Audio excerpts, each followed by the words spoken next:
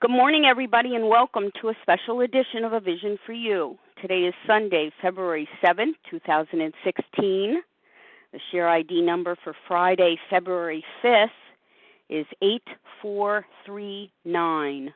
That's 8439. This morning, A Vision for You presents Chapter 4, We Agnostics.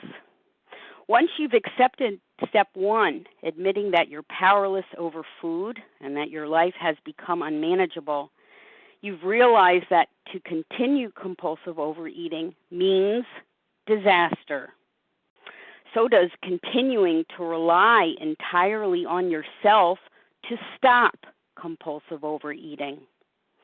Now, if you already know that you cannot rely on yourself, then your choice is narrowed down to either relying on some power greater than yourself or being doomed to a compulsive overeater's death.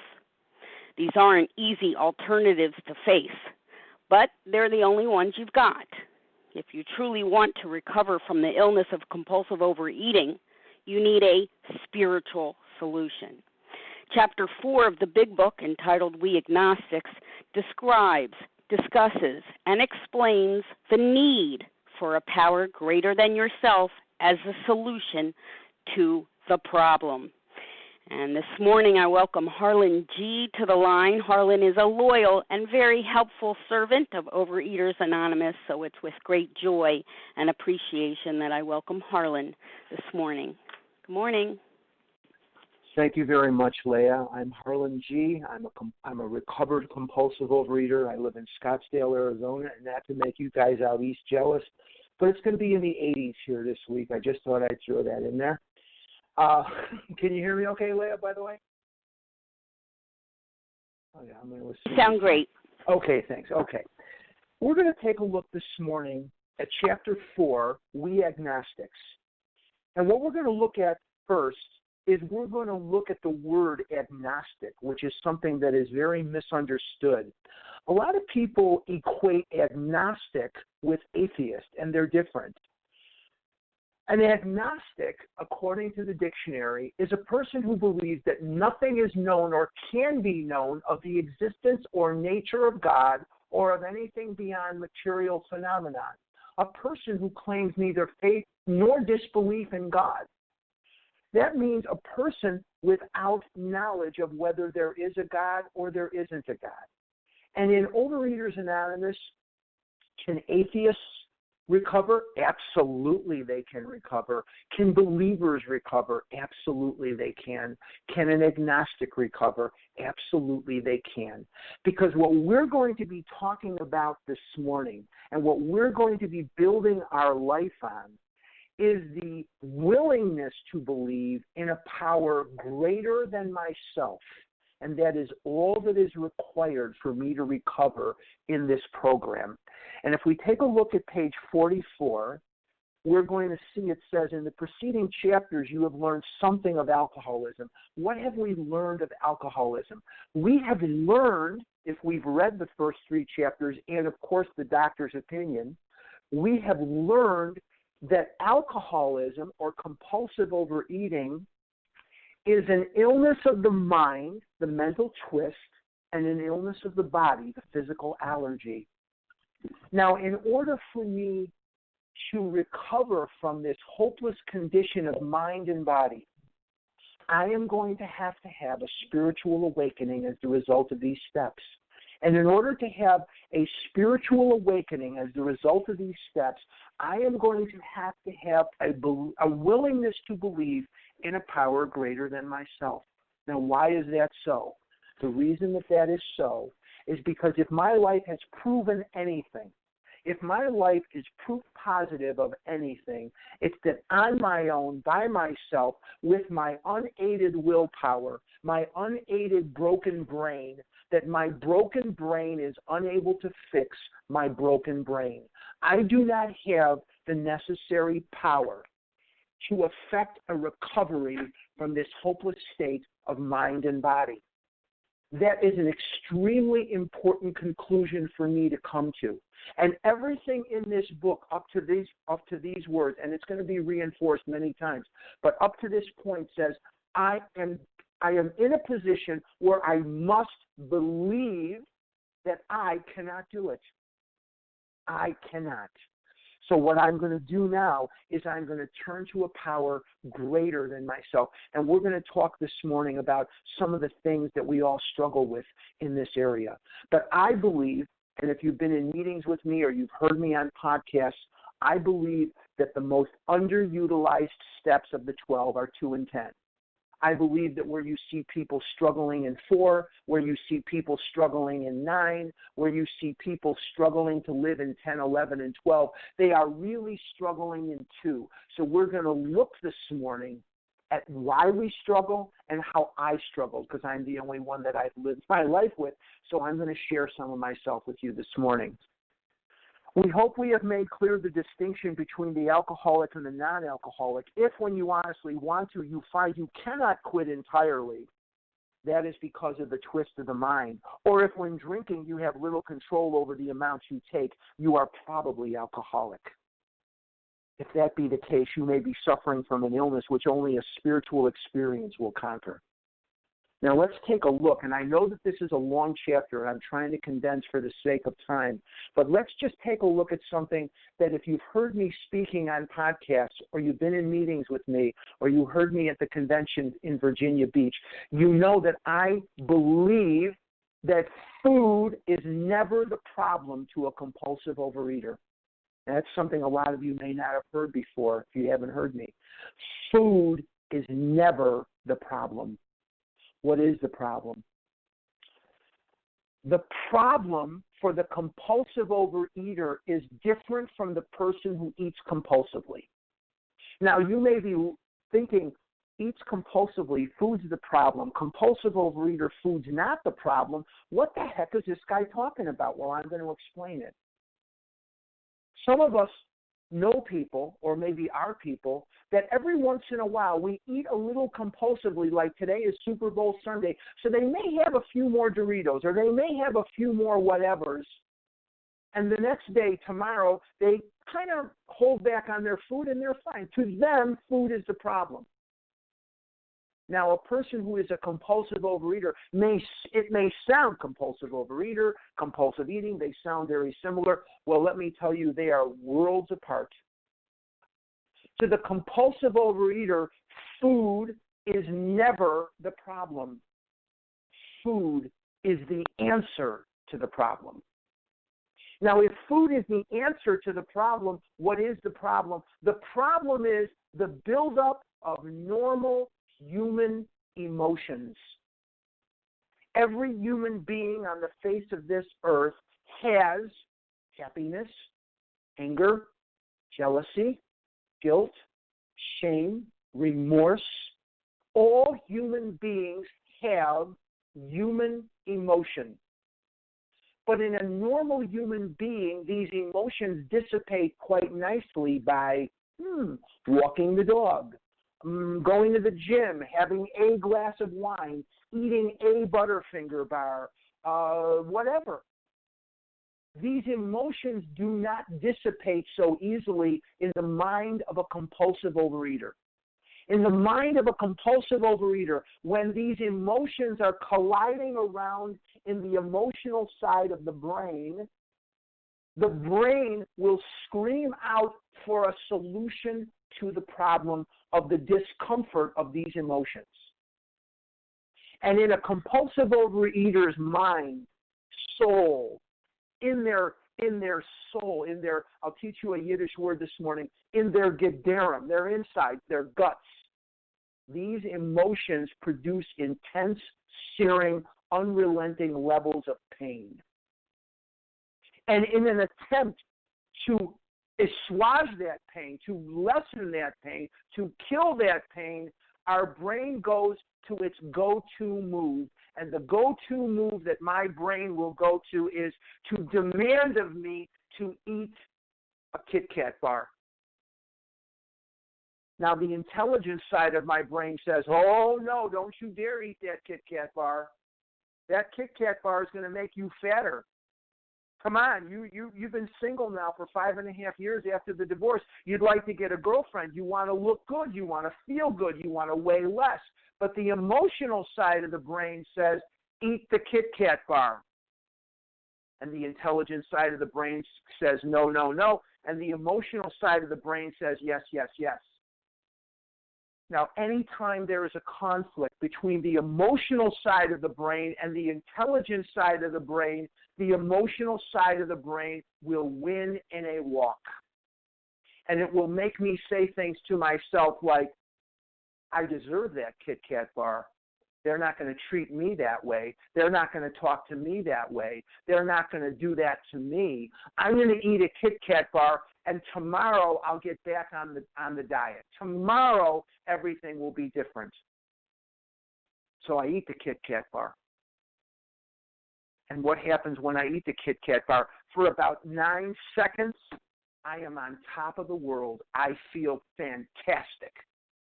See, the brain was right. That Kit Kat bar will make me feel fantastic.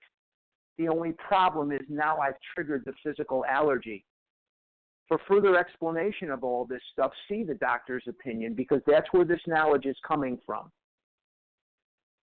Now I eat the Kit Kat bar and I trigger the physical allergy and I cannot stop. So it begs the question, what if I could find a way to live where my mind does not lock in on the sense of ease and comfort that comes instantly from eating a Butterfinger bar? What if I could find a way to live where these emotions do not build up to the level of toxicity, which drives me irresistibly into the food in search of a relief from the pain of not eating? What if I could find a way to live where I already feel better? And the process of bringing a higher power into the equation so as to make me feel better instantly and to do for me what the food does for me, not to me, for me. Food makes me feel great. Dr. Silkworth, in the doctor's opinion, calls it the effect. And that effect is the sense of ease and comfort that comes instantly from eating it. Now I work the steps. And God is doing for me slowly what the food did for me instantly, but with none of the devastating side effects. I have never been to the doctor yet where he said to me, Harlan, I want you working less 11 steps. You're really getting out of hand with those things. You're doing them every morning and every night, and I want you to cut back. I've never heard that from a doctor. I've never had a side effect because I work too many fifth steps with people that I sponsor. Never once. Now, the process again of bringing a power greater than myself, whether you call that power whatever it is you call it, whether you call it he, she, it, whatever, doesn't matter. That process of bringing the necessary power into the equation is called recovery. And that's what this is all about, Charlie Brown. This is about bringing the necessary power into the equation so that my willpower, my brain, is not going to be overmatched against the allure of a Butterfinger bar, because the Butterfinger bar will win every time. So let's continue with the chapter with that in mind. To one who feels he is an atheist or agnostic, such an experience seems impossible, but to continue as he is means disaster, especially if he is an alcoholic of the hopeless variety. Now, I see that word hopeless, and I have to say to myself, am I hopeless? Yes, I am. Dr. Silkworth puts in there several times the word hopeless. I have to be of the conclusion that I cannot do this by myself. I am of that conclusion today. That nothing Harlan is going to do is going to overcome the power of this vicious, murderous illness. To be doomed to an alcoholic death or to live on a spiritual basis are not always easy alternatives to face. Now, seemingly, living on a spiritual basis would be much better than going to an alcoholic death. But when ego is involved, when my ego is involved, it becomes a more difficult situation. Now, you want to be talking about doomed to an alcoholic death? I weighed 700 pounds. I was 335 pounds in high school. I was 500, almost 600 pounds in college. I broke a lot of furniture. I have been laughed at from cars. I have been the object of ridicule by people who did not even know me. I went on my first date with a girl. I was 35 years of age. I have known loneliness. I have known filth and squalor and shame. I have known what this illness can do to a human being, and I know it firsthand. And you do too, or you wouldn't be on the line this morning.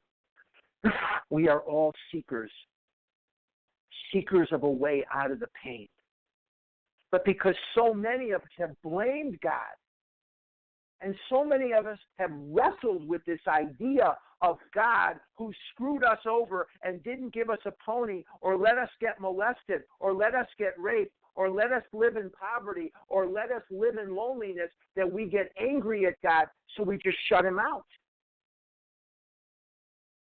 Because it says in this book and it says in this program, I get to choose my own conception of God. Every one of us on this line and every one of us in Overeaters Anonymous, wherever it is we go, we have had bad things happen to us.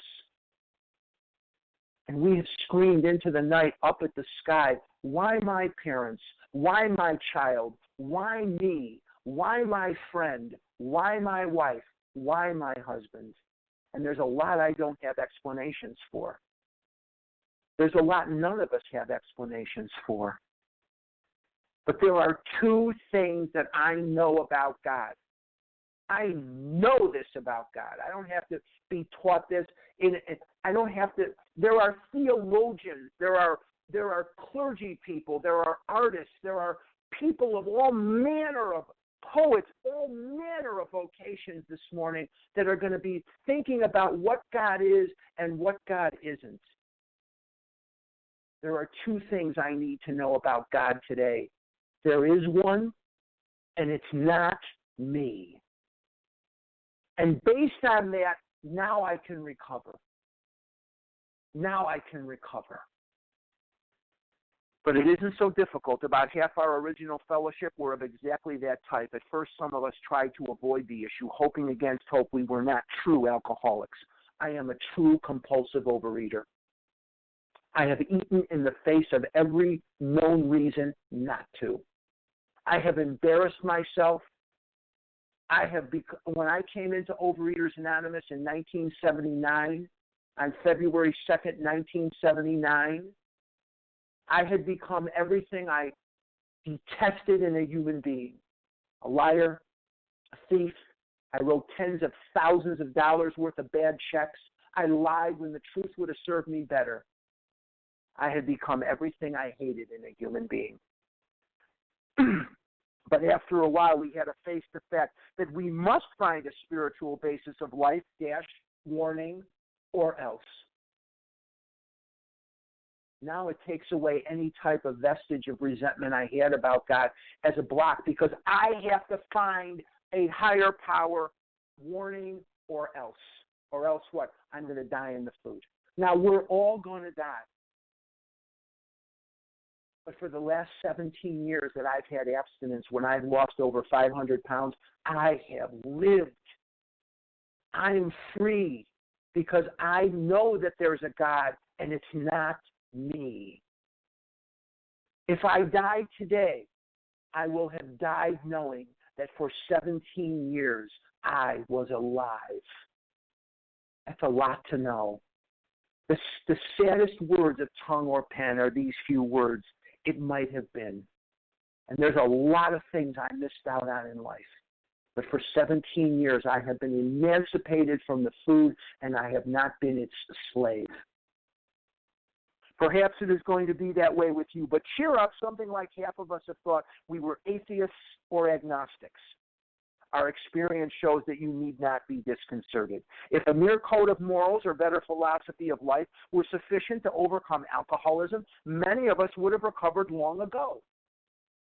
I'd be willing to bet something right now that if I really had a chance to know every person on this line or every person listening on this podcast, I would be astounded at the earthly things you have been able to do, the businesses that you've started, the families that you've raised and been a part of. The things that you've accomplished in your life would astound me at many levels. But there's one thing you can't do. You cannot control the amount of food you eat once you've started because you have a physical allergy. And we cannot keep from eating now that we want to because of the twist of the mind activated by the buildup of human emotion. We can't do that. But we found that such codes and philosophies did not save us, no matter how much we tried. We could wish to be moral. We could wish to be philosophically comforted. In fact, we could will these things with all our might. But the needed power wasn't there. Our human resources, as marshaled by the will, were not sufficient. They failed utterly. Again, my broken brain can't fix my broken brain. Lack of power. That was our dilemma. We had to find a power by which we could live, and it had to be a power greater than ourselves. Notice that that's in italics. Obviously, but where and how are we to find this power? Now, we're going to get to the thesis line of the big book right here. The second sentence we're going to read here is the thesis line of this entire book. Well, that's exactly what this book is about. Its main object is to enable you to find a power greater than yourself, which will solve your problem. That's the thesis line of the big book. Let's take it a little further. If the main object of this book is to enable me to find a power greater than myself, which will solve my problem, I'm changing pronouns here, I know that, then that's also the main object of my life. The main object of my life is to find a power greater than myself, which will solve my problem.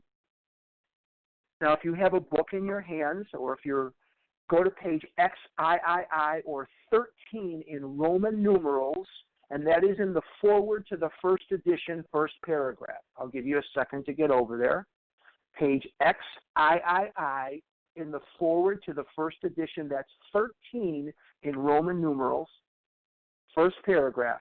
It says, we of Alcoholics Anonymous are more than 100 men and women who have recovered from a seemingly hopeless state of mind and body. This next sentence is what I'm looking for here. To show other alcoholics precisely how we have recovered is the main purpose of this book. Is that consistent? Of course it is. To find a power greater than yourself which will solve your problem. The main object is precisely how we have recovered is the main purpose of this book. They are absolutely consistent. Now let's go to page 20 in Arabic numerals. That's in chapter 2. I'll give you a second to get over there. We're going to reference not a lot of things. I could reference more, but I won't because of time. But on page 20, in the second paragraph, it says, it is the purpose of this book to answer such questions specifically. What questions are they talking about? What do I have to do to recover? Is that consistent with what we're reading on page 45? You bet it is. Now let's go to page 42.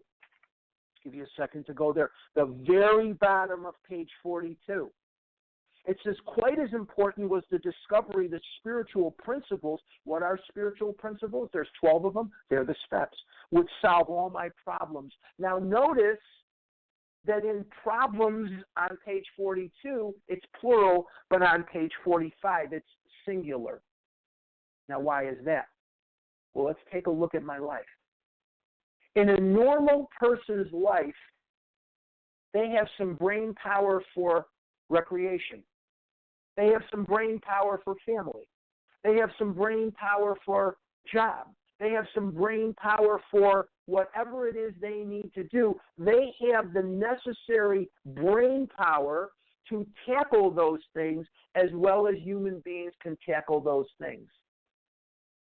In my mind and my body, when I'm in this illness, there's only one word that I can deal with on a daily basis, and that word is food. I'm either actively eating or actively not eating, dieting. I'm either getting food or hiding myself from people so I can eat food, and it's maddening. The monkey chatter in my mind when I'm in this illness is unfreaking believable. I cannot even hear myself think beyond the roar of the food. Now, when you remove that from me because of a spiritual awakening, now I have the brain power to run my business. Now I have the brain power to interact with my friends. Now I have the brain power to tackle human endeavor. So when you solve my problem, you enable me to tackle problems, plural. Let's move forward. That means we have written a book which we believe to be spiritual as well as moral, and it means, of course, that we are going to talk about God. Here, difficulty arises with agnostics. Many times we talk to a new man and watch his hope rise as we discuss his alcoholic problems, plural, and explain our fellowship. But his face falls when we speak of spiritual matters, especially when we mention God, for we have reopened a subject which our man thought he had neatly evaded or entirely ignored. Now, in Bill's story, after Ebby Thatcher brings Bill the solution to this problem at the bottom of page 8, and he's talking to him on page 9, page 10, and Bill starts to wrestle with this idea of God. Can I relate to that? You bet I can. Because if this God is so wonderful, how come I was so fat? If this God is so wonderful, then why did my mom die when I was 22 and my dad died when I was 24? If this God is so wonderful, how come I feel so much pain? How come I feel so much inadequacy? How come I can't look at the world when I'm in the illness and be a part of it? Why is it that my quivering, jealous, scared to death, angry as get out, why is it that my insides never seem to match your outsides? But you give me a Butterfinger bar and there's a click. I match up perfectly. So now God is going to do for me what that Kit Kat bar did for me. It's going to let me be part of this world, looking right at you. Not up at you, not down at you, and be a part of the world. I can be what I always wanted to be, but never could verbalize it. Another bozo on the bus. I'm at peace with God today because I've been able to choose my own conception. We'll talk about that more in just a second. We know how he feels, bottom of page 45. We have shared his honest doubt and prejudice. Some of us have been violently anti-religious. To others, the word God brought up a particular idea of him, capitalized, with which someone had tried to impress them during childhood. Perhaps we rejected this particular conception because it seemed inadequate. With that rejection, we imagined we had abandoned the God idea entirely. We were bothered with the thought that faith and dependence upon a power, watch your capitals here, beyond ourselves was somewhat weak, even cowardly. We looked upon this world of warring individuals, warring theological systems, and inexplicable calamity, with deep skepticism. We looked askance at many individuals who claimed to be godly. How could a supreme being have anything to do with it all? And who could comprehend a supreme being anyhow? Yet in other moments we found ourselves thinking, when enchanted by a starlit night, who then made all this? There was a feeling of awe and wonder, but it was fleeting and soon lost. I can look at the sky. I can look at Lake Michigan. I can look at the Magnificent Mile in Chicago. I can look at these things in awe and wonder. But then what happens is worldly clamors start coming back into view. Oh, my God, I've got a bill to pay. Oh, my God, I like that girl. She doesn't like me. Oh, my God, I'm this, I'm that. So all of a sudden, this God idea is fleeting and soon lost. But if I work the steps, I bring him with me into all those things. Yes, we of agnostic temperament have had these thoughts and experiences. Let us make haste to reassure you. We found that as soon as we were able to lay aside prejudice and express even a willingness to believe in a power greater than ourselves, we commenced to get results. Even though it was impossible for any of us to fully define or comprehend that power which is God. Much to our relief, we discovered we did not need to consider another's conception of God. Remember what Ebby said to Bill? He said, why don't you choose your own conception of God? That opened the door to countless millions of people. That if I say the word God on this phone line, for however many people are on this phone line, or however many people are going to listen on the podcast, there's going to be a unique and personal definition of that God in your mind. Maybe some of you are atheists. Maybe some of you are strong believers. Maybe some of you are Christian, Buddhist, Jewish, Catholic. Maybe some of you are Eastern Catholic. Whatever that is, you have a conception of God that is unique unto you already. So let's continue. Excuse me. Our own conception, however inadequate, was sufficient to make the approach and to effect a contact with him. As soon as we admitted the possible existence of a creative intelligence, a spirit of the universe underlying the totality of things, we began to be possessed by a sense of power and direction, by a new sense of power and direction, provided we took other simple steps. In other words, what is he saying to me here? I can't stop at step 2. I must continue and do the next 10 steps. But if step 1, and the steps are divided into 4 distinct sections. Number 1, admission. Number 2, submission. Number 3, restitution. Number 4, construction. We've already taken step 1 by this point in the book. That's admission. Now we're going to start the submission phase. And submission is 2 through 7. And in 2 through 7, I am going to submit to that higher power.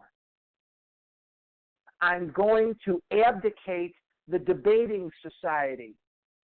I have seen the diagnosis. I have seen the hopelessness of the mind.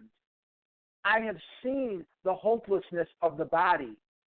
And at the very core of my soul, I admit powerlessness. Now I'm going to submit to that higher power. And the pedestal on which we are going to build everything is going to be step 2. But without a relationship with a power greater than myself, I can't do it. And that power, for me, is ever changing because life changes. We go through things in life. We have things happening in our lives which require a different type of higher power for me. And that's why God for me is alive. Because what can living things do that dead things cannot do? They can change and grow and adapt. We found that God, bottom of 46, does not make too hard terms with those who seek him. And that's another thing for me to remember, because I thought that because I yelled F you at my mother, because I yelled F you at my dad, because I was ashamed and embarrassed and angered by my mother's mental illness. My mother had 3 distinct personalities. She could be a screaming, raving lunatic. She could be a 3-year-old or a completely together person, and I resented her for that. And I felt God really screwed me over there. Excuse me. I found that God does not make too hard terms with those who seek him. I can get to him even though I've done all those things. He loves me anyway. To us, the realm of the Spirit is broad, roomy, all-inclusive, never exclusive or forbidding to those who earnestly seek. It is open, we believe, to all men. Now, if you haven't figured it out by now, I was born Jewish in Chicago. I live in Scottsdale, Arizona now, but I was born and raised in Chicago, Illinois. And in the synagogue that I attended as a child, I never felt religious enough. I never felt worthy of God. I never felt like I was Jewish enough. And so at some point in my life, my brain just went, tilt, goodbye. If I can't make the grade, I can't make the grade. I can make the grade. All I have to do is want to enough and start to take action. Top of 47. Action is the key. This is not a program for people who need it. It's not a program for people who want it. It's a program for people who do it. top of 47. When therefore we speak to you of God, we mean your own conception of God. This applies too to other spiritual expressions which you find in this book. Do not let any prejudice you may have against spiritual terms deter you from honestly asking yourself what they mean to you. At the start, this was all we needed to commence spiritual growth, to affect our first conscious relation with God as we understood Him. Afterward, we found ourselves accepting many things which then seemed entirely out of reach. That was growth, but if we wished to grow, we had to begin somewhere. So we used our own conception, however limited it was. And that can change over time. It does for me all the time. 5.5 years ago, I was a married man with a big house and a big backyard. Now I'm single. 5.5, 10 years ago, whatever it was, my business was 5 times better than it is today. I'm just crawling out financially. But in these times when I've had really, really bad times in the business, I didn't miss a meal. I've had clothes on my back. I've had a car that works. I've had a roof over my head. I've had all the things I needed. All the things I needed were there for me, even though it looked bleak at the time. God reached out His hand and provided the things for me which He knew that I needed. And the most important thing He knows what I need is a big book and a meeting and a sponsor and a sponsee and steps. That was growth. But if we wish to grow, we had to begin somewhere, so we used our own conception, however limited it was. We needed to ask ourselves, page 47, but one short question: do I now believe, or am I even willing to believe, that there is a power greater than myself? This is the essence of step 2 right here. There is nothing in this program that says you must believe. All that is required of you is to be willing to believe. You do not have to believe a darn thing in this program. You just have to be willing to believe. In other words, you have to be willing at times, to just know that you are not the be-all and the end-all of the world, and that there is a power greater than yourself. As soon as a man can say that he does believe or is willing to believe, we emphatically assure him that he is on his way. It has been repeatedly proven among us that upon this simple cornerstone, a wonderfully effective spiritual structure can be built. Please be sure to read Appendix 2 on spiritual experience. We don't have time to go into Appendix 2 on page 567 in the 4th edition. Just very briefly, a little history. When the big book was written in 37 and 38 and published in April of 39, it said in the 12th step, having had a spiritual experience.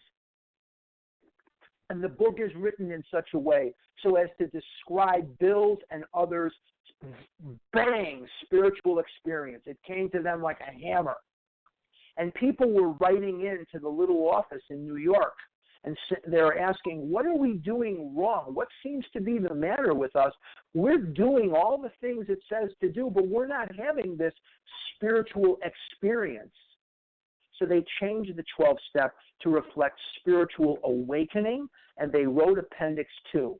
Now, in the daily recordings of A Vision for You, as we sit here in February of 2016, you guys were just talking about it. I don't get to necessarily listen live to the meetings. I usually listen either later that day or, the next day to whatever the latest one is. But you guys just covered this. And it says in there that to some people, they don't have this bang spiritual experience, that God comes to them more slowly. And that's how God came to me.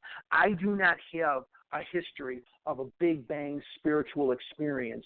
I have a history of a slow growth. It says the educational variety. The educational variety is going to a meeting, listening on the line here, interacting with other compulsive overeaters. That's how I learn, and that's how I've had my spiritual awakening.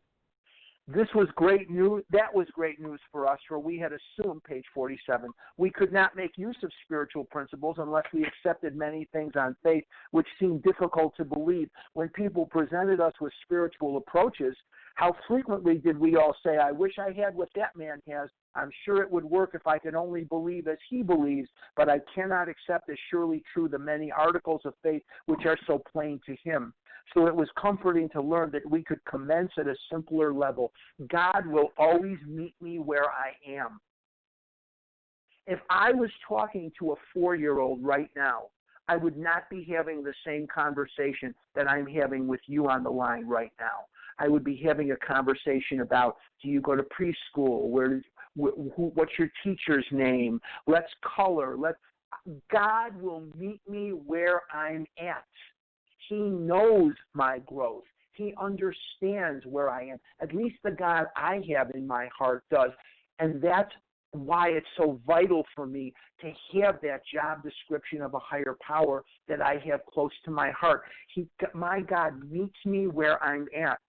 Bottom of 47. Besides a seeming inability to accept much on faith, we often found ourselves handicapped by obstinacy, sensitiveness, and unreasoning prejudice. In other words, ego. In other words, self-will run riot. Ego ease God out. And my confusion on these matters is equivalent to what my ego does not want me to see. And my ego will throw things into the equation that will confuse me. That my confusion is equal to what my ego does not want me to see. Many of us have been so touchy that even casual reference to spiritual things made us bristle with antagonism.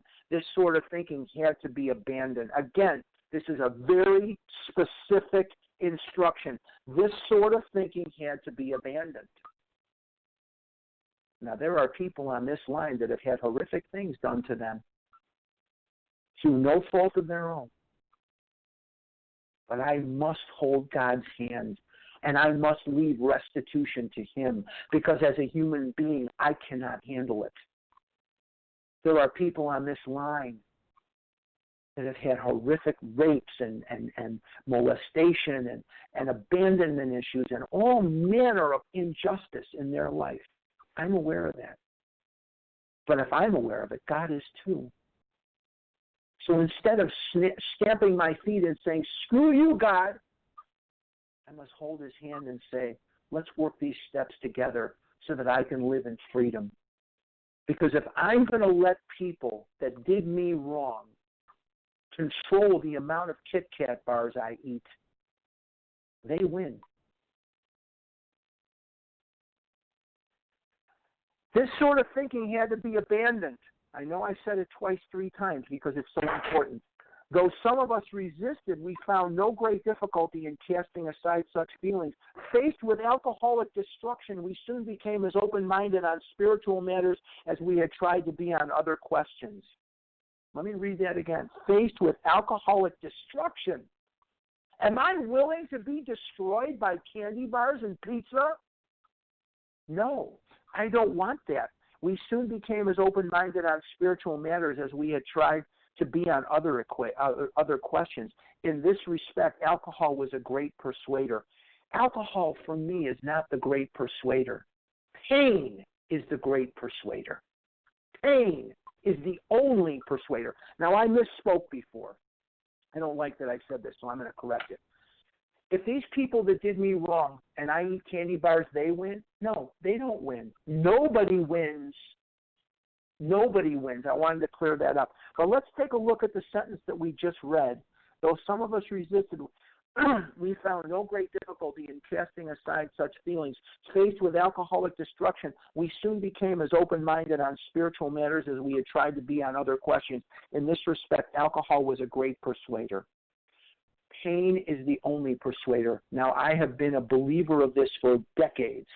Every OA meeting should have Dutch doors. If you don't know what Dutch doors are, they open independently on the top and on the bottom.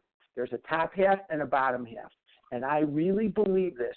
The top half should be nailed shut, because if you don't crawl in, chances are good you're not going to stay. Because the only way you're going to recover is if you've suffered enough pain. If you've suffered enough humiliation. If you haven't, as my friend in Utah or Montana says, if it's still fun, you ain't done.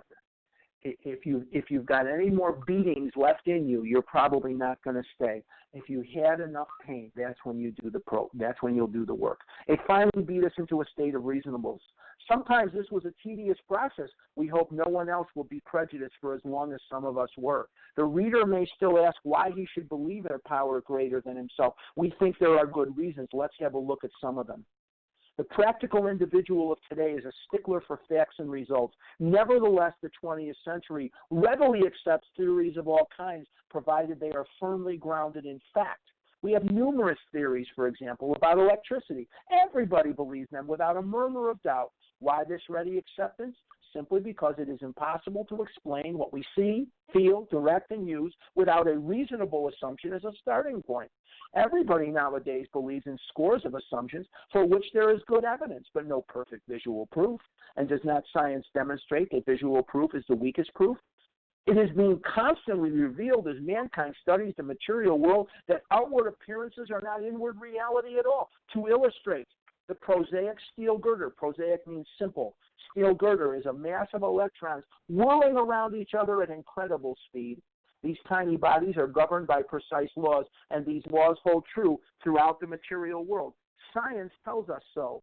We have no reason to doubt it. When, however, the perfectly logical assumption is suggested that underneath the material world and life as we see it, there is an all-powerful, here's your capitals, all-powerful, guiding, creative intelligence. Right there, our perverse streak comes to the surface, and we laboriously set out to convince ourselves it isn't so. We read wordy books and indulge in windy arguments, thinking we believe this universe needs no God to explain it. Were our contentions true, it would follow that life originated out of nothing, means nothing, and proceeds nowhere. Instead of regarding ourselves as intelligent agents, spearheads of God's ever-advancing creation, we agnostics and atheists chose to believe that our human intelligence was the last word, the alpha and the omega, the beginning and end of it all. Rather vain of us, wasn't it? We who have traveled this dubious path beg you to lay aside prejudice even against organized religion. We have learned that whatever the human frailties of various faiths may be, those faiths have given purpose and direction to millions. People of faith have a logical idea of what life is all about. Actually, we used to have no reasonable conception whatever. We used to amuse ourselves by cynically dissecting spiritual beliefs and practices when we might have observed that many spiritually minded persons of all races, colors, and creeds were demonstrating a degree of stability, happiness, and usefulness which we should have sought ourselves. Top of 50. And this is something I've been guilty with. I looked in the synagogue of my childhood and I said, oh, that guy's a yutz, or that guy's this, or that guy's that. That has nothing to do with the religion. That has nothing to do with God. I looked at these human beings, and because I didn't judge them as perfect, then there was something wrong with the whole thing. And that's insane. Top of 50. Instead, we looked at the human defects of these people and sometimes used their shortcomings as a basis of wholesale condemnation. We talked of intolerance while we were intolerant ourselves. Now, I could talk for days on that one. I would pick you apart and criticize you, but if you said it to me, I would have been livid. We missed the reality and the beauty of the forest because we were diverted by the ugliness of some of its trees. We never gave the spiritual side of life a fair hearing. In our personal stories, you will find a wide variation in the way each teller approaches and conceives of the power which is greater than himself. Whether we agree with a particular approach or conception seems to make little difference. Experience has taught us that these matters about which, for our purpose, we need not be worried. They are questions for each individual to settle for himself. On one proposition, however, these men and women are strikingly agreed. Every one of them has gained access to and believes in a power greater than himself. This power in each case accomplished the miraculous, the humanly impossible, as a celebrated American statesman put it. Let's look at the record. What did Ebby bring Bill? He brought him a drunk, an alcoholic that was sober. And Bill looked at Ebby, and it took all argument away from him. It took all argument away from him. He says, never mind the musty past. Here sat a miracle directly across the kitchen table shouting great tidings. Would I have it? Of course I would. There are people on this line right now or listening on the podcast right now, and you may be struggling with food. You may be actively eating. You may be actively miserable. Now, when you look at Overeaters Anonymous or you look at the people on this line that identify themselves as recovered or the people that are not talking on the line that are recovered, what is it that they have that you want? What it is that they have that you want is freedom and serenity and sanity. Because we're talking about step 2. And restored us to sanity. Sanity not just around food, but sanity around their life. And for the people that are struggling and the people that are recovered, there's a vast difference. The people that are recovered are not actively eating, and we don't want to. Why have I not compulsively overeaten in 17 years? I don't want to. I don't want the food. I'm not sitting here wrestling with food. I'm not sitting here wrestling with, oh my God, how am I going to get one of those with nobody seeing? Or 1,000 of them with nobody seeing? I'm not wrestling with that today. I am emancipated. I am free. And that's what we're holding out for you. Bottom of 50. Excuse me, Harlan? Yeah. Hi, I'm so sorry to interrupt you. There's some noise on the line. I'm going to clear the line, and you're going to need to press *1 to unmute. I apologize. No problem.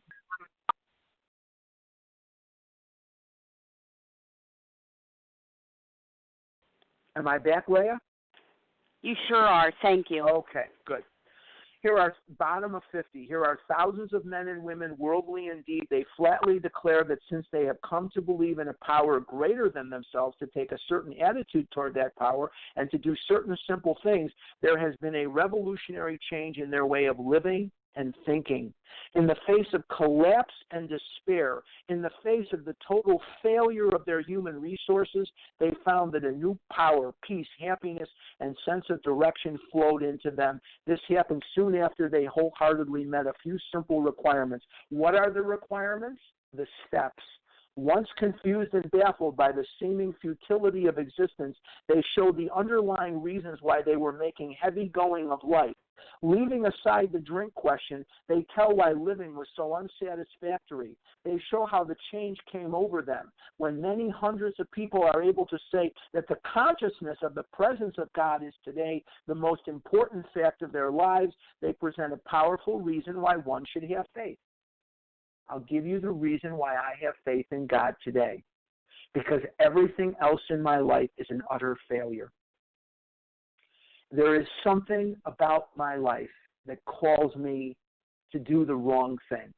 There is something in my brain, something in my psyche, something in my soul, which necessitates me to try every wrong answer under the sun repeatedly before I will submit to the right answer. I don't know what it is, but it was destroying me. And when I came in here, I didn't like it. I didn't want this. I left. I came back. I left. I came back. I did it. I'm doing the deal. The bottom line is there is something about me that will have to try every wrong answer before I will do the right thing. When many hundreds of people are able to say that the consciousness of the presence of God is today the most important fact of their lives, they present a powerful reason why one should have faith. I read that sentence twice because it's vital. Again, if you're listening to this and you're struggling, there are human beings with no more power than you that are easily living their lives free of the food because of these 12 simple steps. This world of ours, 51, has made more material progress in the last century than in all the millenniums which went before. Almost everyone knows the reason. Students of ancient history tell us that the intellect of men in those days was equal to the best of today, yet in ancient times material progress was painfully slow. The spirit of modern scientific inquiry, research, and invention was almost unknown. In the realm of the material, men's minds were fettered by superstition, tradition, and all sorts of fixed ideas. Some of the contemporaries of Columbus thought a round earth preposterous. Others came near putting Galileo to death for his astronomical heresies. We asked ourselves this: are not some of us just as biased and unreasonable about the realm of the spirit as were the ancients about the realm of the material? Even in the present century, American newspapers were afraid to print an account of the Wright Brothers' first successful flight at Kitty Hawk. Had not all efforts at flight failed before? Did not Professor Langley's flying machine go to the bottom of the Potomac River? Was it not true that the best mathematical minds had proved man could never fly? Had not people said that God had reserved this privilege to the birds? Only 30 years later, the conquest of the air was almost an old story, and airplane travel was in full swing. But in most fields, our generation has witnessed complete liberation of our thinking. Showing Longshoreman a Sunday supplement describing a proposal to explore the moon by means of a rocket, and he will say, I bet they do it, maybe not so long either. Is not our age characterized by the ease with which we discard old ideas for new? Excuse me. By the complete readiness with which we throw away the theory or gadget which does not work for something new which does. Now, this is pretty prophetic stuff here in the big book. Man landed on the moon in 1969, and you take this, 1938, let's just say, and 31 years after this book was written, there we were, human being, Neil Armstrong, standing on the moon. Isn't that amazing how prophetic this book really was? Now, here's the bedevilments. Now, we talk a lot here in program about the promises, and the promises are wonderful. We don't have to wait for page 83 to get promises. We can get promises all over this book. But here are the bedevilments, and the bedevilments are kind of the anti-promises. They're the things that happen that we have to look at when we don't work the program. Let's take a look at these bedevilments. We had to ask ourselves why we shouldn't apply our human problems this same readiness to change our point of view. We were having trouble with personal relationships. Was I having trouble with personal relationships? You bet I was. I didn't have personal relationships. I had people in my life that were held by me as hostages. I had people in my life that I held in high esteem because I felt they could maybe do something for me. I had people that I held in high esteem because of other reasons, which I was envious of them or whatever, but I didn't really have good, solid personal relationships. We couldn't control our emotional natures. Could I control my emotional nature when I'm in the food? Let me see. No. I was constantly scared to death. I was constantly angry. I was constantly critical. And it's exhausting. When I can't control my emotional nature because of my jealousy, my guilt, my fear, my anger, that's an exhausting way to live.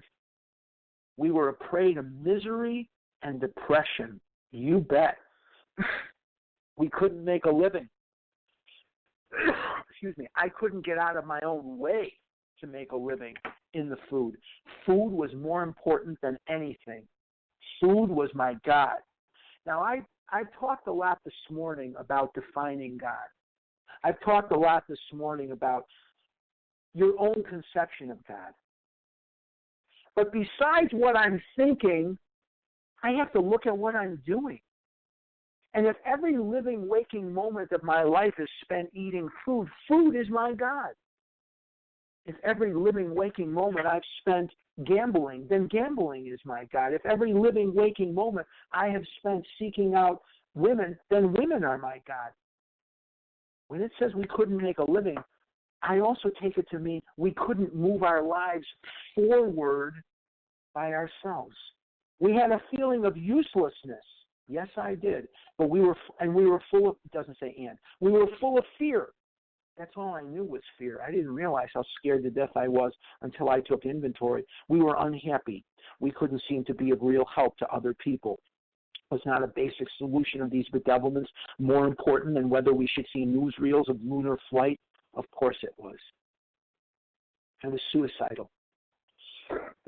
I didn't have the onions to actually take a gun and kill myself. I didn't have a gun. I didn't actually have the onions to take a knife and cut my throat. But I was going to go out death by Dorito. I was going to go out death by Dorito because I knew no other way. And when people would say to me, you're going to die, I couldn't show this to them, but inside, secretly, I wanted to die. I begged God for death. Every day was a curse. Every minute was a curse. Every minute was physically uncomfortable. Every minute was emotionally uncomfortable. Every minute was a curse in my life. And now I'm glad to be alive. I don't know how much more time I have in life. I don't know how many more days, how many more years, whatever, but I'm going to live my life to the fullest by working these steps. I am no longer going to throw away the beautiful God, the beautiful life that God gave me. That's why they call it the present day, the present moment.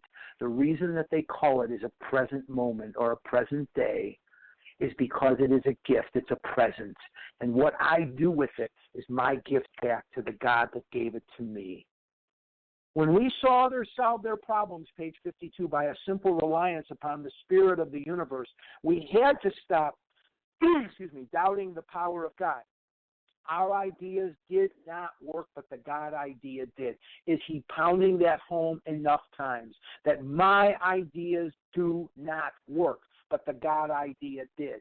There are solutions to problems I could never have seen, but God brought them into my life at just the right moment. The right idea, the right person told me something, helped me with something.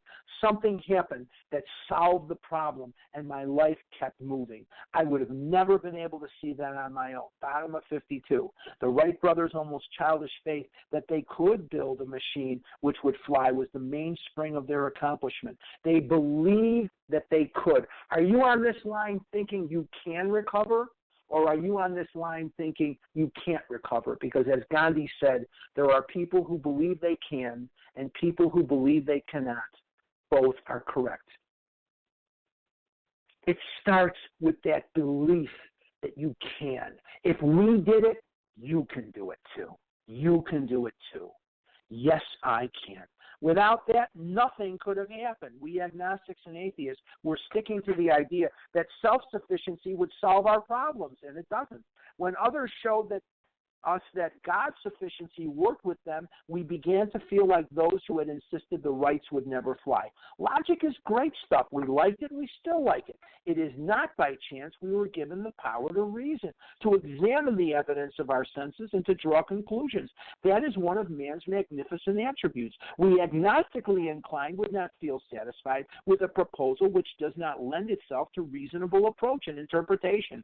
Hence, we are at pains to tell why we think our present faith is reasonable, why we think it more sane and logical to believe than not to believe. When we say our former thinking was soft and mushy, we threw up our hands in doubt and said, we don't know. When we became alcoholics, crushed by a self-imposed crisis we could not postpone or evade, we had to fearlessly face the proposition that either God is everything or else he is nothing. God either is or he isn't. What is our choice to be? And again, that tells me that God is not just somebody that stands at the refrigerator and stops me from eating. It is not the eating God. It is the God that I practice all my affairs with, everything in my life, from my finances to my clothing to the things I do on a daily basis. Now, I've alluded a little bit before this that my business at its worst went down 80%. I was making 20% of what I used to make in this business not long ago. Now, I'm just crawling out of that hole. Last year was better. The year before was a little bit better. Last year was better than that. And this year, hopefully, we'll do even better. And I used to go to the grocery store. I still do. But in those days, I would go to the grocery store and I would pray in the checkout line, God, is there anything in this cart that you do not want me to have? Because if I could convince myself, which I did, that everything in this cart is of necessity, that is something you want me to have, God, then where God guides, God provides. And 1 month at a time, 1 year at a time, I made it through and paid every bill. One credit card bill, one mortgage payment or one rent payment, one car payment at a time, one insurance payment at a time, one tax bill at a time. I made it through. I could never have done that. I could never have engineered that by myself. I'm too scared and I'm too immature because I'm going to reach for things I think I deserve rather than stay with things I need, and I'm going to create more financial havoc in my life. God is not just the guardian of the refrigerator door in my life. God is everything to me. He is everything. Page 53. Arrived at this point, we were squarely confronted with the question of faith. We couldn't duck the issue. Some of us had already walked far over the bridge of reason toward the desired shore of faith. The outlines and the promise of a new land had brought luster to tired eyes and fresh courage to flagging spirits. Friendly hands had stretched out in welcome. We were grateful that reason had brought us so far, but somehow we couldn't quite step ashore. Perhaps we had been leaning too heavily on reason that last mile, and we didn't like to lose our support. That was natural, but let us think a little more closely without knowing it. Had we not been brought to where we stood by a certain kind of faith? For did not we believe in our own reasoning? Did we not have confidence in our ability to think? What was that but a sort of faith? Yes, we had been faithful, abjectly faithful to the God of reason. So in one way or another, we discovered that faith had been involved all the time. We found, too, that we had been worshipers. What a state of mental gooseflesh that used to bring on. Had we not variously worshipped people, sentiment, things, money, and ourselves? And then with a better motive, had we not worshipfully beheld the sunset, the sea, or a flower? Who of us have not loved something or somebody? How much did these feelings, these loves, these worships have to do with pure reason? Little or nothing, we saw at last. Were not these things the tissue out of which our lives were constructed? Did not these feelings, after all, determine the course of our existence? It was impossible to say we had no capacity for faith or love or worship. In one form or another, we had been living by faith and little else. Imagine life without faith. Were nothing left but pure reason, it wouldn't be life. But we believed in life. Of course we did. We could not prove life in the sense you can prove a straight line is the shortest distance between 2 points, yet there it was.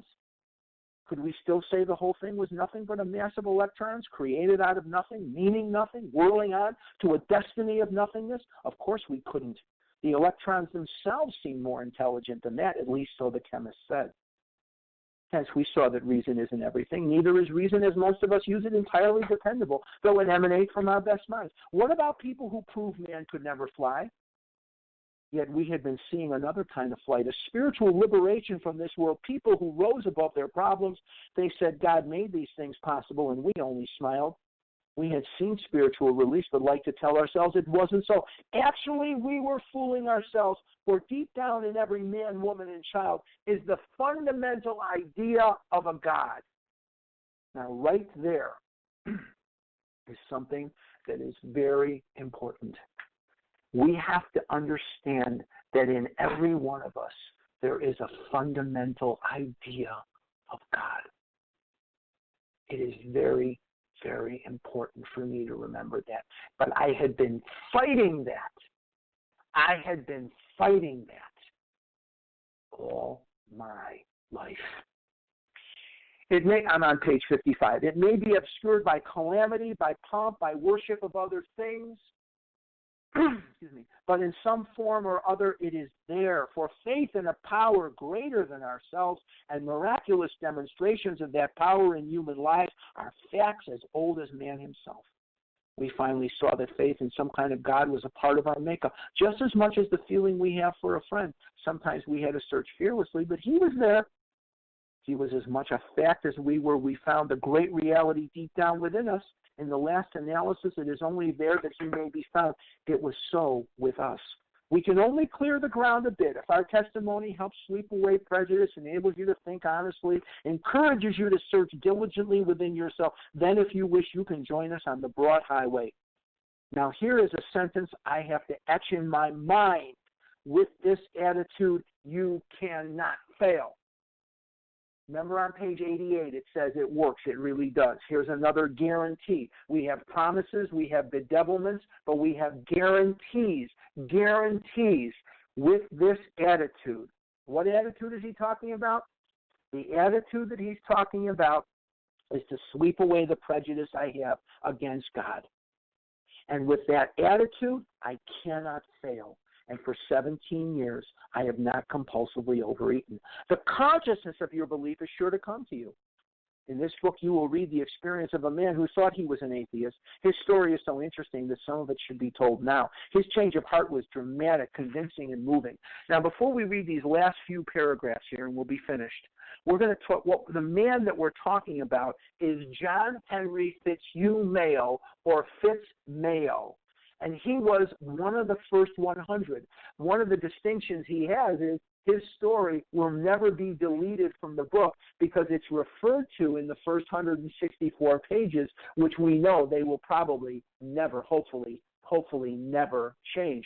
So if you're going to refer to the story, you have to include the story. But Fitz Mayo was one of the few success stories out of New York. He was actually born in Maryland, and he founded Alcoholics Anonymous in Baltimore, Maryland. He died not long after the book was published. He actually died in 1943. And the title of the story in the back of the book, which is his story, is Our Southern Friend. And he was very close friends. Fitz Mayo was very close friends with Jimmy Burwell. And Jimmy Burwell was an atheist. And he was one of these people who pounded in that idea of God as you understand him. God as you understand him is a very, very integral part of this whole thing. So Fitz Mayo's story, and again, if you want to read the rest of it, it's Our Southern Friend. Our friend was a minister's son. He attended church school where he became rebellious at what he thought was an overdose of religious education. For years thereafter, he was dogged by trouble and frustration, business failure, insanity, fatal illness, suicide. These calamities in his immediate family embittered and depressed him. Post-war disillusionment, ever more serious alcoholism, impending mental and physical collapse, brought him to the point of self-destruction. One night when confined in a hospital, he was approached by an alcoholic who had known a spiritual experience, Bill Wilson. Our friend's gorge rose as he bitterly cried out, "If there is a God, he certainly hasn't done anything for me." But later, alone in his room, he asked himself this question: is it possible that all the religious people I have known are wrong? While pondering the question, he felt as though he lived in hell. Then, like a thunderbolt, a great thought came. It crowded out all else. Who are you to say there is no God? This man recounts as he tumbled out of bed to his knees. In a few seconds, he was overwhelmed by conviction of the presence of God. It poured over and through him with the certainty and majesty of a great tide at flood. The barriers he had built through the years were swept away. He stood in the presence of infinite power and love. He had stepped from bridge to shore. For the first time, he lived in conscious companionship with his Creator. Conscious companionship.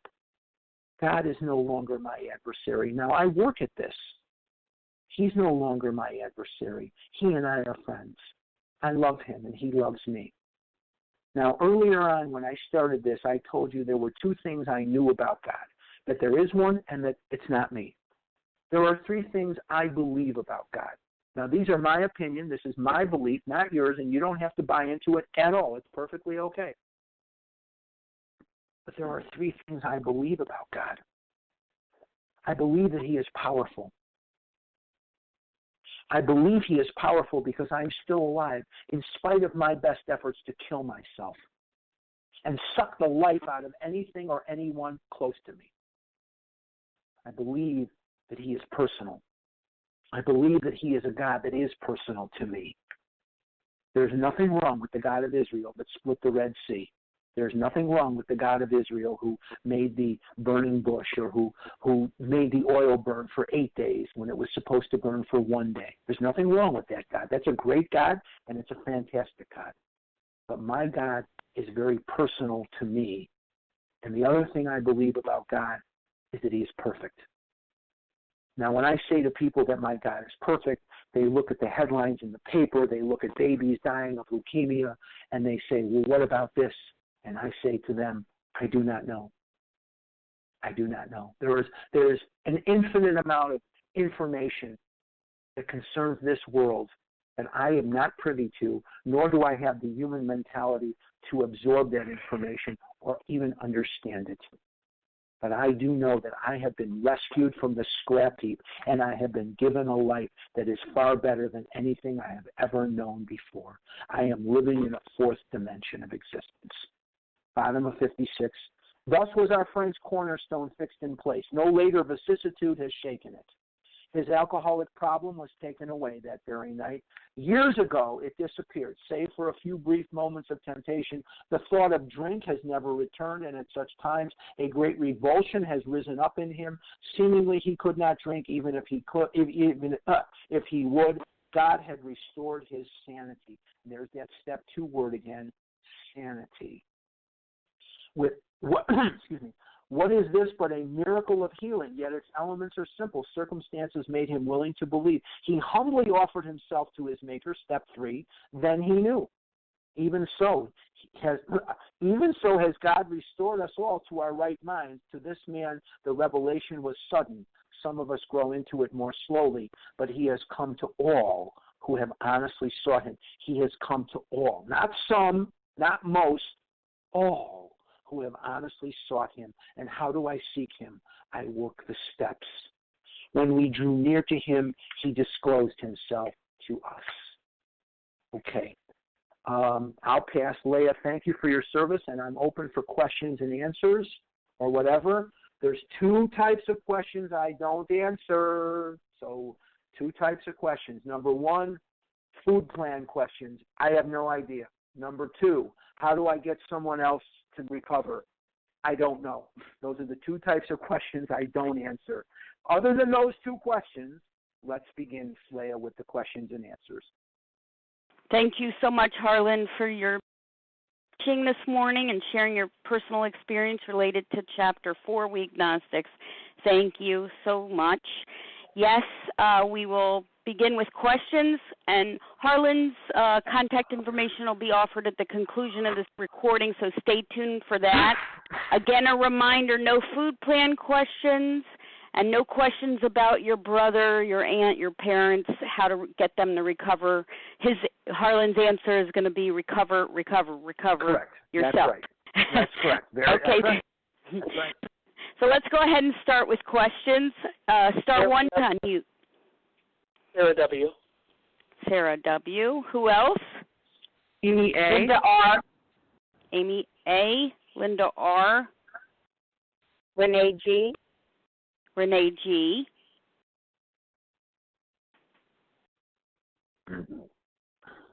All right. Let's start with those 4. Sarah W., go ahead. Thank you so much, Leah, for your service. Thank you, Harlan, for exposing the beautiful 4th chapter in such a wonderful way. I wanted to talk a little bit about the 2nd and 10th step. I'm very like-minded with you, but I was wondering if you could just expand on it a little bit, that it's not about the food and that it usually is a 2nd and 10th step issue, because I do agree, but I'd like you to expose that a little bit more. All right, Sarah, I'll be very happy to. The 2nd step is very overlooked, and the 2nd step is something that I don't just look at and give some sort of homage to and then leave it alone. I continue to pray. I continue to bring God into my life. And this is something that is vital for my recovery. I will not recover from this illness unless I develop my spirituality every single day. Now, as far as step 10, and for amplification of this, a number of years ago, with my dear friend Louisa, who lives in New York, we did a podcast on step 10. Perhaps maybe at some point, Leah, we'll do it again. But we are given as human beings to stuff our feelings. When we're little kids, we say, Mommy, I'm scared. And Mommy might say, oh, don't be scared. Or we say, I'm angry, or I'm this, or I'm that. And we're told, we're taught, we're inculcated with the idea not to feel that way. And so as human beings, we get to a certain chronological age and we want to stuff our feelings because we don't want to admit them. We don't want to show people that we're scared. We don't want to show people that we're angry. And I understand that. But what's happening here is, again, the buildup of human emotion is the problem. Food is not the problem. And if I don't do step 10, and step 10 is so simple. I continue to watch for selfishness, fear, anger. Excuse me. And when these things crop up, not if, when these things crop up, I ask God to remove them. I discuss them with someone when? Immediately. Not tomorrow, not next week. And somehow, some way in step 10, we get this idea that it's something we do in the morning or at night. Not true. You do it as needed. And then we make amends. We ask God to remove the defects. We ask God to remove them. And then we make amends if we've harmed anybody and resolutely turn our thoughts to someone we can help. Now, let's take a very short look at step 10, and I know we have other questions here. Now, what step am I working when I ask God to remove my defects of character? I mean, I'm working steps 6 and 7. What step am I working? Excuse me, sorry about that. What step? I don't know what this is, but when I talk that much, I start coughing and sneezing. I always have. Anyway, sorry. When these things come up, we ask God to at once to remove them, steps 6 and 7. We discuss them with someone immediately, step 5. And make amends quickly, 8 and 9, if we've harmed anyone. Then we resolutely turn our thoughts to someone we can help. Step 12, love and tolerance is our code. Sarah, if you work steps 4, 5, 6, 7, 8, 9, 10, and 12, 5, 6, 7 times a day, I won't be able to shove a Kit Kat bar down your throat with a plunger. You simply will not want one because you are continuing to go over these steps, working them.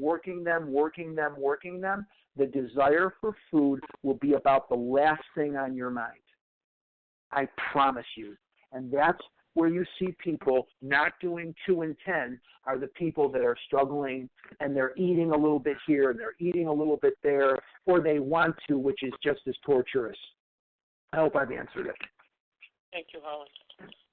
Thank you, Sarah. Thank you, Harlan. Harlan's referring to the special edition that was presented October 27th, 2013. You can find that presentation on our website. And now let's go to Amy A. for her question, please.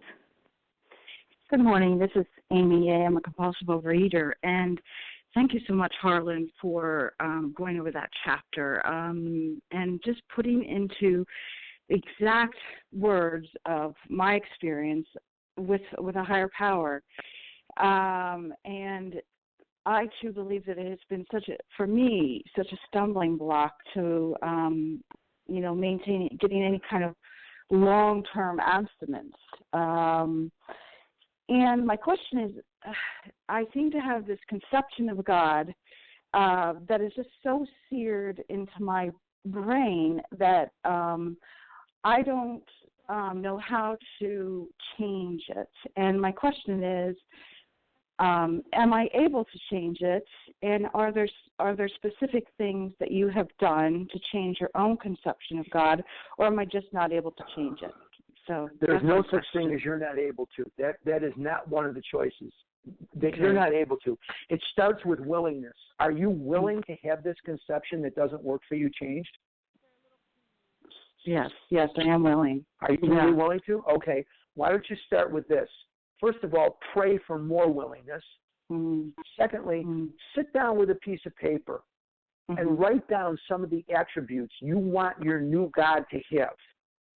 And start believing, start being willing to believe. You don't have to believe, you just have to be willing. Start being willing to believe in the new God. Start being willing to open the door to a new power greater than yourself. And be willing for that change to occur. And what we're hanging on to with a God that doesn't work is this built-in excuse that our ego demands of us, that we are somehow different. Every compulsive overeater who went to God in the food, God, why didn't you heal me? And God said, I sent you the steps, I sent you the book, I sent you meetings, I sent you podcasts. And then our ego says to God, yes, but you don't understand. My case is different. Amy, no, it's not. You've had horrible things in your life, I'm sure. You've had injustices in your life, I'm sure. You've had pain in your life, I'm sure. So have we all. But there is a God, and it's not me. And the willingness that I have to believe in a God that will help me not eat Kit Kat bars and know how to pay my bills and know how to run my business and know how I get to the gym to work out and protect me from me takes work. It takes willingness and it takes work. And I have to be willing to pray. I have to be willing to help others. I have to be willing to say to God every day in my step 11, what did I do today for somebody else? What did I do to get out of myself? I hope that answers it. And if you do those things, you absolutely will wake up and it will be a new dawn with a new God and you will not want to eat. Thank you so much. You're welcome. You're welcome. Thank you, Amy A., for your question. Linda R., your question, please. Good morning. Thank you so much for your service. And this is Linda R., recovered in South Florida. You know, basically, as I'm listening, Harlan, thank you so much, Harlan. I'm getting so much out of your talk today. I relate and identify. What's coming up for me, my question is, in step 7, could you just elaborate a little bit about, like, when your defects of character come up and you become aware of them, some of the things you might do, some of the actions you might take, besides the ones you're sharing, if there are any other ones? Because I go right to step 10, and 10 will take me back to 7. I understand about step 7, and I pray that prayer because when I'm done with my 5th step, I take that hour of quiet time, and then I do 6, 7, 8, and start on 9 immediately. But I'm also starting on 10 as I'm doing 4. It says in 4, it says on page 84, we vigorously commenced this way of living as we cleaned up the past. Well, that means I'm going to start doing step 10s as soon as these emotions start coming up. But if I go right to step 10, 10 will bring me through 7. Okay, great. And one more thing. Could you just define what humility means to you? Being one of many. We confuse it oftentimes with humiliation. Humility means I am just another bozo on the bus, neither greater than nor less than my fellow human being. And if you listen to the questions people have about their God that doesn't work or their this that doesn't work, normally this is the ego trying to make us different. The ego has 3 jobs: make me right, make me feel good right now, and make me different. Give me a reason to think that I'm different. When I came into Overeaters Anonymous in 1979, I was 24 years old. And like a lot of people, I felt very different. Some of us come in and say, what am I doing here? But when I came in 1979, I was about 500 pounds at that time, and there was a bunch of housewives. All those housewives looked to me at that time to be people that didn't belong here. They were relatively thin. I could put any 4 of them in my pocket. And there were some men, but not many. When I came in, it was about 90% women, easily 95% women. There were very few men at that time. And I wondered why they were there. But I was sick, but I wondered why they were there. But I have spent my life thinking all of you are whatever. All of you are blue, but I'm red. If somebody passed out copies of the newspaper today, I would be looking to see where my copy got screwed. Somehow the one I got screwed. I hope that makes sense to you. But it's just that feeling of difference. And humility means I am a child of God and that I can be one of many and that's okay. I don't have to be different. I don't want to be different. I hope that answers it. Thank you so much. Thank you, Linda R. Renee G. Good morning, everybody. This is Renee G., a recovered compulsive overeater, and thank you so much, Harlan, for your service, and thank you to everyone who makes this meeting possible. I am ever so grateful. My question, Harlan, is in looking at the spiritual experience of the educational variety, I was wondering if you could elaborate about what role relapse may play in part of that experience that's of the educational variety. Oh, I can do that for sure. We give a lot of credit to the first 100 who recovered, as well we should. We also owe a great deal of gratitude to the men and women who choked to death on their own vomit while they were drunk and died. My relapse, their relapse, is something that I can draw a tremendous amount of strength and knowledge from, because half of knowing what works or accepting what will, not half, 99% of it, is knowing what doesn't work. And in my zeal to control my life, in my zeal to have what I wanted, I relapsed because I was relying on self. So if you've relapsed, as I bet you have and I have and most of us have or all of us have, there is a tremendous teaching tool. The educational variety is the things I've learned, going to a meeting, talking to a sponsor, talking to a sponsee, being on the line. That's educational variety, reading.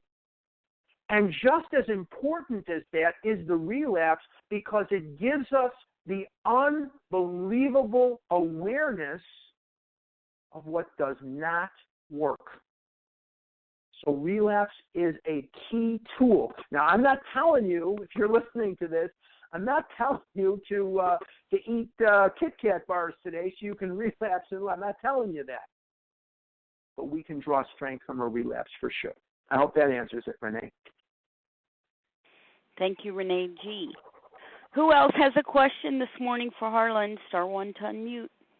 Identify yourself, please.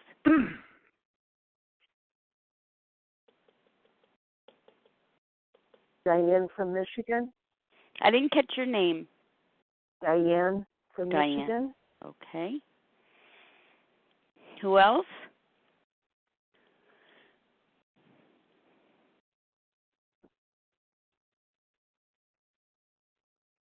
Gee, I must have explained things. Yeah, all minds are cleared. Wow.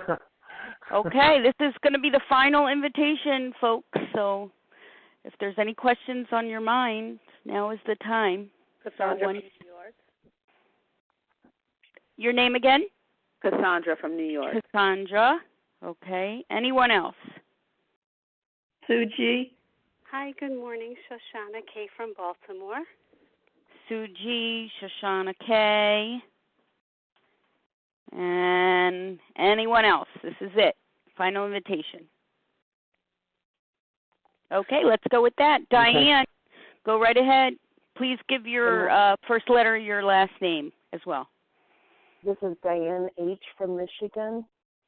Thank you so much, Leah and Harlan. Harlan, I got so much out of your share in Virginia Beach as well.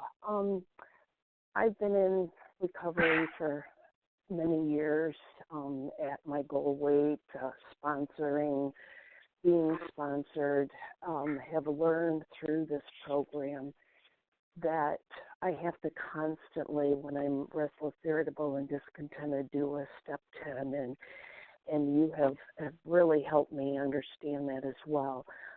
My question is, every time even though I begin my day in prayer and meditation, even though I ask God to remove my character defects, every time that I am restless, irritable, and discontented and do a step 10, it's always the same answer.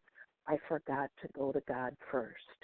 I forgot to go and ask for help. And I'm going to people to get what I need. I'm going to people to get that unconditional love, to get that acceptance. And I'm baffled, like, when am I ever going to learn? And my question is, did you experience this as well? Did you have that over and over and over again, that after the fact, oh yeah, I forgot to go to God first? And if so, how did you get around that, please? Well, of course I've had it. Diane, I knew that there was one person in this world I could never trust. And this is a person who has just dissipated any trust that I could ever have had in that person, and that person was me. I do not trust me. I have let me down too many times. I have lied to me, and I have deceived me, and I have done terrible things to me.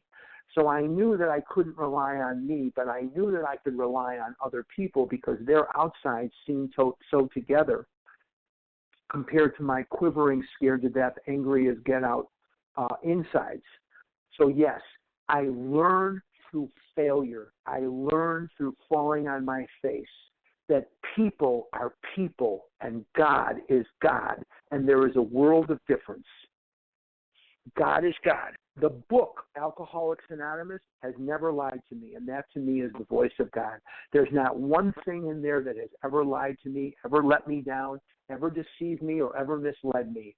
So I learned through time to trust God, and I learned to love people, love God, but trust God when it comes to my feelings, my emotions. I love people too, and I trust people too, some more than others. But the bottom line is the Word of God is always steadfast. The Word of God is my cornerstone. It is my rock, and it never wavers. I hope that answers it for you. Thank you, Diane H. Thanks, Diane. Cassandra. Hi, this is Cassandra A. Thanks. Hi, Go ahead. Okay. So I'm new to the steps right now, and you keep mentioning to deal with the build-up feelings. So what are you supposed to do when you're in the beginning of this working the steps? Are we supposed to skip ahead and do like step 10? Because I'm still struggling. Well, you need a sponsor. And if you have a sponsor that, I'm sorry? I do have a sponsor. Okay. Is your sponsor taking you through the big book, and is he or she taking you through quickly? Through the big book, but where I'm right now working to put the food down. Today's day one for me right now. Excellent. Excellent. Congratulations. You need a day or two, and you should hit the ground running after that. And if you have a sponsor that will take you through the book, these things will clear up for you. But right now, you're going to be studying the doctor's opinion. You're going to be studying the word of Dr. Silkworth, which is at the beginning of the book, and you're going to get a good knowledge of step 1 right there. You're going to get good knowledge of the powerless condition of mind and body, and then Bill's story and, all the chapters, and then you're going to be doing your steps, your 4th step, 5th step, whatever it is. And after a little while now, you should hit the ground running. But if you have a good sponsor, these questions will be answered for you as you do them. You will learn by doing. Okay. So I guess for me, what always been the challenge is, like, dealing with the emotions and dealing with other people when, like, they hit, like, when certain emotions come up and the build-up happens. So what do I do in the meanwhile? Is this something I just keep bringing to my sponsor? You are powerless over food, but you are not helpless. You reach out, you call other people and say, look, I'm in day 1 and I'm angry. Look, I'm in day 2 and I'm scared. I'm in day 1 and I'm this, I'm that. There are people on this line. There are people, if you go to a Vision for You website, there's a phone list. There's a member list with phone numbers. Take somebody, call them. If you can't reach them, call the next person. You have to put as much into your recovery as you ever did into your illness. And what I try to do with people that I sponsor is I don't try to do it, I do it.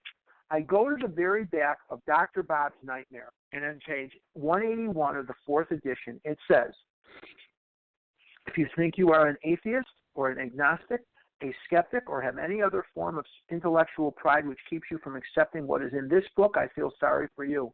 If you still think you are strong enough to beat the game alone, that is your affair. But if you really and truly want to quit drinking liquor for good and all, and sincerely feel that you must have some help, we know that we have an answer for you. It never fails. There's another guarantee. If you go about it with one-half the zeal you have been in the habit of showing when you were getting another drink, your Heavenly Father will never let you down. I'm sick and tired of hearing people tell me, I ate yesterday, I didn't want to call you, I didn't want to bother you. Isn't that funny how they don't want to bother me, but they never minded bothering the guy at the pizzeria? They never minded bothering the clerk at Dunkin' Donuts. They never worried about bothering somebody at the candy store. They never worried about that. But all of a sudden, they don't want to bother somebody when their life is at stake. Fight for your recovery by making phone calls. Fight for your recovery. You're in day one. Is that what you're telling me, Cassandra? Yeah. Listen to some of the podcasts today. Read your big book. Do what you need to do.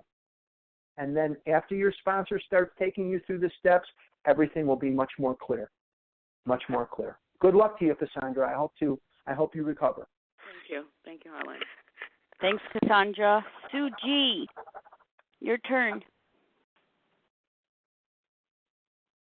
Thank you. Thank you so much, Harlan. I think not only was it required listening for me, I think it's required listening for everyone.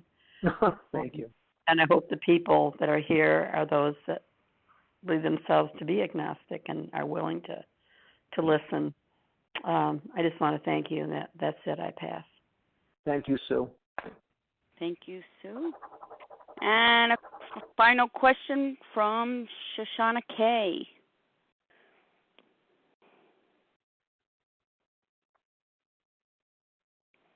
Shoshana K. Star 1 to unmute. Hi, good morning. Can you hear me? Yes, we can. Thank you so much, Leah and Harlan and everyone on the line. The more I listen, the clearer it gets. Shoshana, recovering in Baltimore. I'm on step 4. About 2 months newly abstinent again. I've been in OA for about 7 years. And my question is about the meditation part in step 11. I always have curiosity and fear and frustration about that word and how to even go about it. And that's my question. I never came to Overeaters Anonymous to pray and meditate. I came here to find a way where I could either stop eating painlessly or eat all the food I wanted to eat and not gain weight. Or lose weight. That's what I really wanted. But what I've learned, Shoshana, is that prayer and meditation are as necessary to my mind and my spirit as water and air. And I would no more go a day without them than I would go a day without air or water. And if you take a look seriously at page 86, 87, and 88, it'll walk you through the 11th step. I do guided meditations online with headphones. I try as best I can to emulate Bill Wilson. Bill is my hero. So every single day, I also meditate on the St. Francis of Assisi prayer, which he loved very much. That was his favorite prayer, was St. Francis of Assisi prayer. And this is something I meditate on every single day. You will find your meditation. It is easier to meditate today than it probably ever has been in the history of the world, because there are some beautiful and well thought out meditations online that I avail myself to every single day. And they're very, very easy to find. Just, type in AA morning meditation or St. Francis prayer meditation, and it'll pop right up on your computer. And then once you do that, you can develop your own style, your own things that work for you, just like anything else. But we go out of the house in the morning. We wouldn't think of going out without brushing our teeth. We wouldn't think about going out without, combing our hair and practicing our personal hygiene and leaving. Why would I go out of the house without taking care of my spiritual needs? I just wouldn't do it.